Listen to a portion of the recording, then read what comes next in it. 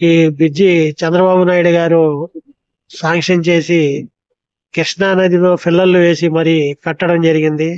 ఈ బ్రిడ్జి కట్టే టయానికి ఆయన దిగిపోవడం జరిగింది.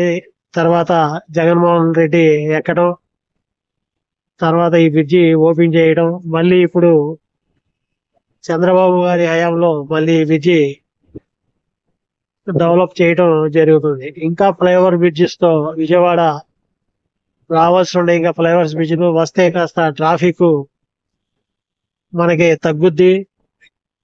ఇది మనకి ఇప్పుడు ఎదురొచ్చేది వినాయకుని గుడి. వినాయకుని గుడి కూడా మనకి మంచి పేరు ప్రఖ్యాతలు ఉన్న గుడి ఇది.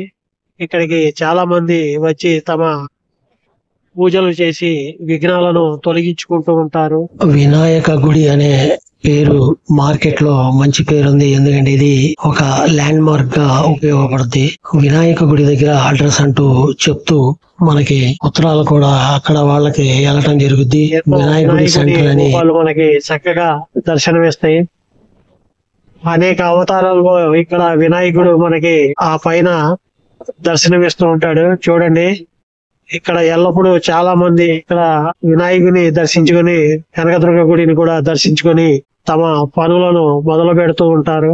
ఇది చూడండి, ఇది ముఖద్వారం. ఇది వినాయకుడికి. ఇది దాటుకుంటూ వెళ్తే మనకి ఇంకొక ఫ్లైఓవర్ బ్రిడ్జ్ ఉంది. ఈ ఫ్లైఓవర్ బ్రిడ్జ్ ఎక్కి అటేపు మనం బస్ స్టాండింగ్ దిగొచ్చు. ఇది ఫ్రెండ్స్ మీకు చూపించాలనుకుంది.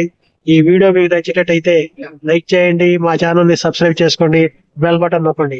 Thank you. జై హింద్. ఈ వినాయకుని గుడికి మనం కాళేశ్వరం మార్కెట్ నుంచి కాలినడకన వచ్చేయవచ్చు. బస్ స్టాండ్ నుంచి అయితే బ్రిడ్జి ఎక్కి